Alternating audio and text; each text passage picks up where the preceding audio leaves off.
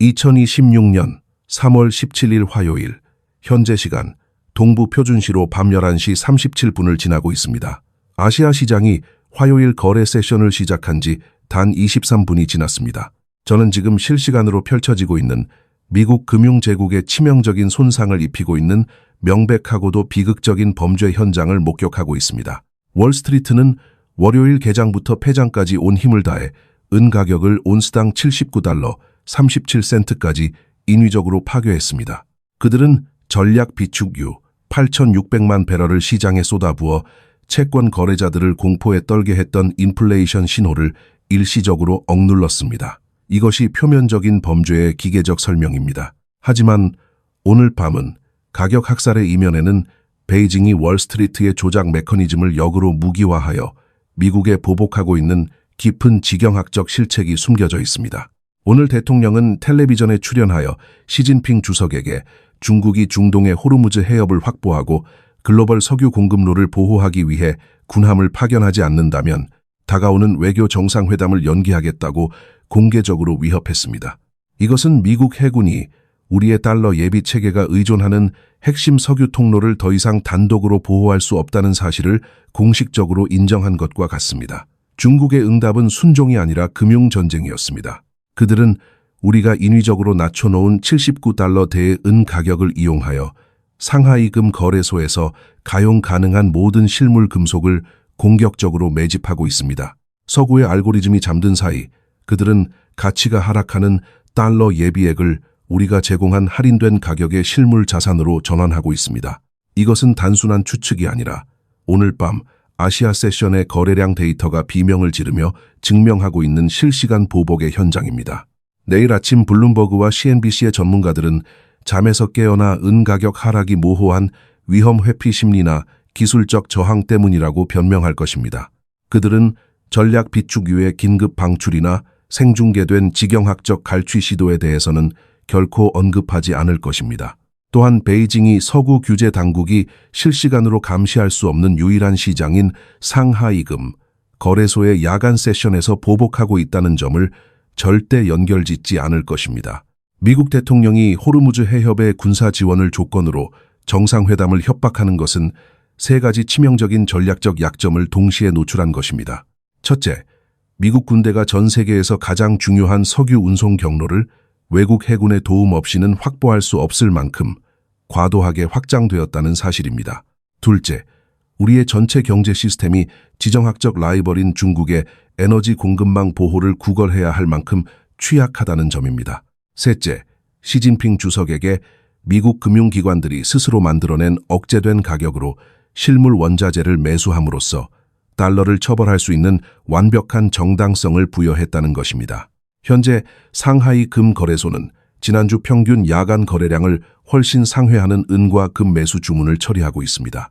뉴욕의 종이 가격은 $79 37센트에 고정되어 있지만 상하이에서의 실물 프리미엄은 이미 치솟고 있습니다. 이 두 가격 사이의 괴리가 바로 결정적인 증거입니다. 중국의 국가기관과 국권 펀드들은 서구의 종이 억제력을 흡수하여 실제 금속으로 전환하고 있습니다. 그들은 내일 아침 코맥스 거래소가 열리기를 기다리지 않고 오늘 밤 가용 공급량을 고갈시키고 있습니다. 월스트리트가 깨어났을 때 알고리즘은 인도해야 할 실물 재고가 이미 사라졌다는 사실을 직면해야 할 것입니다. 이것은 베이징이 2024년 코맥스은 등록 재고 위기 당시에 사용했던 전략과 정확히 일치하지만 오늘 밤의 매수 압력은 텔레비전을 통해 중계된 지경학적 굴욕과 직접 연결되어 있다는 점에서 차원이 다릅니다. 트럼프는 위협했고 시진핑은 우리의 금속을 사는 것으로 응답했습니다. 전 세계 석유 소비량의 21%인 하루 약 2,100만 배럴의 원유가 통과하는 호르무즈 해협은 세계에서 가장 중요한 석유 통로입니다. 이 통로가 폐쇄되면 석유 가격은 단순히 10% 오르는 것이 아니라 2배 혹은 3배로 폭등하여 세계 경제가 마비될 것입니다.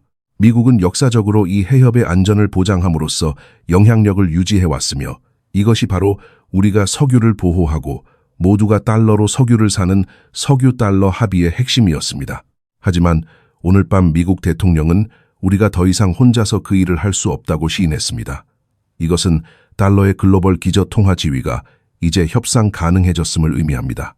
중국이 자신들의 석유 공급을 보호하기 위해 군함을 보내야 한다면 왜 그들이 계속 달러로 석유를 사야 하겠습니까? 왜 그들은 사우디아라비아나 이란과 직접 위안화로 거래하며 스위프트 체제를 우회하지 않겠습니까? 이것은 가상의 시나리오가 아니라 2022년 러시아 제재가 달러 패권의 한계를 입증한 이후 베이징이 구축해온 거대한 흐름의 완성입니다. 트럼프는 그들에게 탈동 조화를 가속화할 완벽한 구실을 주었고 그들의 보복은 매수 주문으로 나타나고 있습니다. 그들은 달러의 구조적 영향력이 붕괴되고 있음을 알고 오늘 밤 실물 은과 금을 사들이고 있습니다. 내일 아침 코맥스 선물 시장이 열리면 알고리즘은 상하이의 야간 거래 데이터를 처리하면서 종이 가격이 약세여야 했던 세션 동안 실물 매수 압력이 비정상적으로 높았음을 확인하게 될 것입니다. 이것은 시장 조성자들에게 기계적인 문제를 일으킵니다. 중국 기관들이 밤새도록 79달러대의 실물 은을 흡수했다면 3월 계약에 대해 인도하기로 계획했던 가용 재고는 이미 상하이 금고로 향하는 배 위에 실려 있을 것이기 때문입니다. 서구의 종이 시장은 대부분의 선물 계약이 2월되거나 실물 인도를 요구하지 않는다는 가정을 바탕으로 운영되지만 국가 주권 실체가 억제 이벤트 기간 동안 대규모 실물 인도를 시작하면 이 분할 예비 시스템은 붕괴됩니다. 전술한 지경학적 항복 선언은 곧바로 미국 내부에서 벌어지고 있는 처절하고도 위험한 기만 전술로 연결됩니다. 미국 행정부는 오늘 인플레이션 수치를 인위적으로 조작하여 채권 시장의 붕괴를 막기 위해 8,600만 배럴이라는 천문학적인 물량의 전략 비축유를 시장에 투하하기 시작했습니다. 이로 인해 현재 미국의 전략 비축유 잔고는 1984년 이후 최저 수준인 약 3억 4,700만 배럴까지 떨어졌으며 이는 지난 4년 동안 전체 비상 예비량의 40% 이상을 정치적 목적으로 소진해버렸음을 의미합니다. 석유 가격이 강제로 하락하자 알고리즘은 즉각 귀금속 매도 신호를 보냈고 월스트리트는 이를 이용해 은 가격을 온스당 79달러 37센트라는 비정상적인 저점까지 끌어내렸습니다. 이것이 바로 베이징이 오늘 밤 정교하게 파고들고 있는 은 79달러의 함정입니다.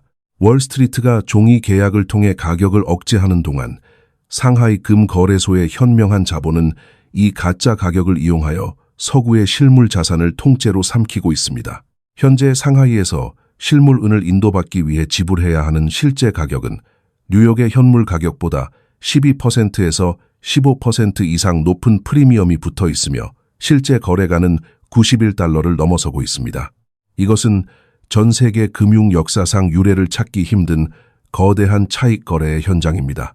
중국은 가치가 하락하는 달러를 내던지고 미국이 전략 비축유를 불태워 만들어준 인위적인 할인 가격으로 실물 은을 무제한으로 매집하여 자신들의 금고로 옮기고 있습니다. 코맥스 거래소의 내부 지표는 이미 폭발 직전의 상태를 가리키고 있습니다. 현재 코맥스에서 인도 가능한 등록은 재고는 약 8천만 온스에 불과하지만 실물 인도를 기다리는 수요는 5억 7천만 온스에 달하고 있습니다. 이는 실물 대비 종이 청구권의 비율이 무려 7대1에 육박하는 극도로 위험한 상황입니다. 만약 3억 명의 미국인이 각자 단위 온스의 실물 은만을 요구하더라도 전체 코맥스 시스템은 그 즉시 파산하며 게임은 종료될 것입니다. 베이징은 이 수학적 설계를 정확히 이해하고 있으며 오늘 밤 그들은 종이 화폐라는 신기루를 실물 금속이라는 단단한 현실로 바꾸는 작업을 멈추지 않고 있습니다. 시장은 이미 공급 쇼크의 비명을 지르고 있습니다. 은의 현물 가격이 선물 가격보다 높은 백워데이션 현상이 지속되고 있으며 리스 금리는 과거 평균인 1% 미만을 훨씬 상회하는 8%대까지 치솟았습니다. 이것은 시장에 빌려줄 수 있는 은이 사실상 전무하다는 것을 의미합니다. 더욱 치명적인 사실은 전 세계 군 생산량의 70%가 다른 광산의 부산물로 나오기 때문에 가격이 오른다고 해서 공급을 즉각 늘릴 수 있는 방법이 전혀 없다는 점입니다. 중국은 이미 자신들의 은 수출을 통제하며 서구의 목을 조르고 있으며 미국이 전략 비축유를 방출하여 가격을 누를수록 중국은 더 저렴한 비용으로 미국의 마지막 실물 방어선을 해체하고 있습니다. 이것은 2022년 런던 금속 거래소에서 발생했던 니켈 사태와는 비교도 할 수 없는 규모의 재앙입니다. 당시 거래소는 중국 매수자의 공격에 숏셀러들을 구제하기 위해 규칙을 소급 적용하며 시장을 폐쇄했지만 이번에는 3조 2천억 달러의 외환 보유고를 가진 국가 주권 실체를 상대로 그런 속임수가 통할 리 없습니다. 중국은 증거금 인상이나 거래 중단 위협에 굴하지 않고 오히려 가격이 억제된 틈을 타 더 많은 실물을 확보할 뿐입니다. 월스트리트의 시장 조작이 심해질수록 달러 시스템에 대한 국제적 불신은 깊어지고 이는 곧바로 미국의 국채 시장을 타격하는 부메랑이 되어 돌아올 것입니다. 우리는 지금 서구가 설계한 종이, 금융의 환상이 동양의 실물, 자본력에 의해 무참히 파괴되는 과정을 목격하고 있습니다. 전략 비축유의 방출로 얻은 가짜 저인플레이션 데이터는 길어야 몇 개월의 시간을 벌어줄 뿐입니다. 비축유가 바닥을 드러내고 실물은의 인도 불능 사태가 공식화되는 순간 79달러라는 가격은 전설 속의 이야기가 될 것이며 전 세계는 상상할 수 없는 속도의 가격 재평가를 경험하게 될 것입니다. 베이징은 군함 대신 매수 주문서를 통해 미국의 지경학적 자부심을 무너뜨리고 있으며 그들은 우리가 스스로 불태우고 있는 자산의 잔해를 가장 저렴한 가격에 수거하여 다음 세대의 금융 패권을 공고히 하고 있습니다. 실물 자산이 동양으로 유출되는 거대한 배수장치가 작동하는 동안 서구 금융 시스템의 내부에서는 더 끔찍한 신용 대학살이 소리 없이 진행되고 있습니다. 우리가 목격하고 있는 은 가격 조작과 전략 비축유 방출은 결국 거대한 신용 거품의 폭발을 지연시키기 위한 최후의 발악에 불과합니다. 현재 세계 최대의 자산 운용사인 블랙록은 260억 달러 규모의 프라이빗 크레딧 펀드인 HLEND의 분기별 출금 요청이 9.3%에 달하자 이를 5%에서 강제로 차단했습니다. 세계 최대의 사모펀드인 블랙스톤 역시 820억 달러 규모의 펀드에서 7.9%의 환매 요청이 들어오자 이를 5% 수준에서 캡을 씌워 방어하고 있습니다. 모건 스탠리와 클리프 워터 같은 주요 금융기관들도 줄줄이 환매 중단과 출금 제한 조치를 발표하며 투자자들의 자금을 사실상 인질로 잡고 있습니다. 이것은 과거의 은행 뱅크런과는 다른 현대적인 의미의 신용 뱅크런이자 우리가 믿어왔던 종이 자산 시스템의 문이 안쪽에서 잠기고 있다는 명백한 신호입니다. 이러한 환매 중단 사태는 단순히 유동성 부족의 문제가 아니라 캐서린 오스틴 피츠가 경고했던 프로그래머블 머니, 즉 통제된 화폐 시스템으로 가는 전조 현상입니다. 금융 엘리트들은 분산 원장 기술을 이용하여 당신의 자산을 디지털 감옥에 가두려 하고 있으며 프라이빗 크레딧 시장에서의 환매 제한은 그들이 원할 때 언제든 당신의 돈줄을 쥘 수 있다는 사실을 입증하고 있습니다. 그들은 당신의 은퇴 자금과 연금을 이용하여 무분별한 데이터 센터 건설과 부실 자산에 투자해왔으며 이제 그 거품이 터지려 하자 당신의 탈출구를 봉쇄하고 있습니다. 이것은 인류의 헌법적 권리를 파괴하고 개인의 재산을 정부와 거대 자본의 통제 아래 두려는 지극히 위협적인 움직임입니다. 종이와 디지털 숫자로 이루어진 당신의 부가 실물 자산으로 전환되는 것을 막기 위해 그들은 시스템 전체를 폐쇄할 준비를 마쳤습니다. 미국의 거시경제 지표는 이미 제국의 몰락을 가리키는 파멸의 고리에 진입했습니다. 현재 미국의 국가 부채는 35조 7천억 달러라는 상상조차 할 수 없는 수치에 도달했으며 이 부채에 대한 연간 이자 비용만 1조 2천억 달러를 넘어섰습니다. 이는 미국의 전체 국방 예산보다 더 큰 금액이며 우리가 제국을 유지하기 위한 군사력보다 과거의 빚을 갚는 데 더 많은 비용을 쓰고 있음을 의미합니다. 현재 10년 만기 국채 수익률은 4.38% 수준에 머물러 있지만 만약 이 수익률이 5%를 돌파하게 된다면 연간이자 익스펜스는 1조 6천억 달러 이상으로 급증하게 될 것입니다. 미국 정부는 매년 약 7조 달러에 달하는 만기 부채를 현재의 고금리로 차환해야 하는 절망적인 상황에 놓여 있습니다. 이것은 새로운 빚으로 기존 빚의 이자를 갚아야 하는 전형적인 폰지 사기이자 제국의 종말 단계에서 나타나는 재정적 사형 선고입니다. 2026년 3월 17일 오늘 밤 베이징은 이 수학적 파멸을 정확히 읽어내고 행동하고 있습니다. 중국은 여전히 8천억 달러 이상의 미국 국채를 보유하고 있지만 지난 3년 동안 이 비중을 꾸준히 줄이며 실물은과 금 그리고 원자재로 자산을 회전시켜 왔습니다. 그들은 달러라는 종이 약속이 더 이상 지속 가능하지 않다는 것을 알고 있으며 통화 가치가 본격적으로 붕괴하기 전에 자신들의 가용 자원을 하드 에셋으로 전환하고 있습니다. 트럼프 대통령이 텔레비전에 나와 중국의 군사적 지원을 구걸하면서 동시에 협박을 가하는 모습은 시진핑 주석에게 미국이 얼마나 절박한 상황인지를 확인시켜 주었을 뿐입니다. 중국은 군함을 보내는 대신 매수 주문을 통해 우리의 실물부를 흡수하고 있으며 이는 미국의 부채 지속 가능성에 대한 전 세계적인 불신임 투표로 이어지고 있습니다. 결국 은 79달러라는 가격은 우리에게 주어진 마지막 탈출의 기회입니다. 이 가격은 시장의 수급이 아니라 미국이 채권 시장의 붕괴를 막기 위해 전략 비축유를 불태우며 억지로 만들어낸 인위적인 환상에 불과합니다. 상하이 금거래소에서 실물 프리미엄이 폭등하고 있다는 사실은 종이 가격이라는 거짓말이 곧 끝날 것임을 예고합니다. 코맥스가 실물 재고 부족을 시인하거나 혹은 인도 불능 사태를 선언하며 현금 결제를 강요하는 순간 실물 은의 가치는 수천 년 동안 그래왔던 것처럼 자신의 진정한 화폐적 지위를 되찾게 될 것입니다. 당신이 들고 있는 실물은 한 온스는 중앙은행이 마음대로 인쇄할 수 없고 금융기관이 재담보로 설정할 수 없으며 정부가 버튼 하나로 정지시킬 수 없는 진정한 부의 보루입니다.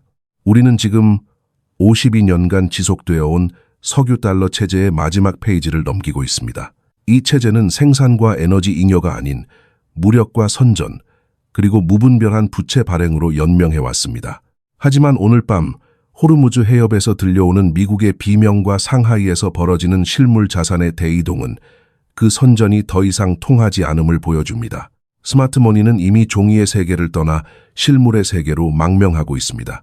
내일 아침 월스트리트의 전문가들이 어떤 감언이설로 당신을 현혹하더라도 오늘 밤 우리가 확인한 지경학적 진실과 수학적 필연성을 잊지 마십시오.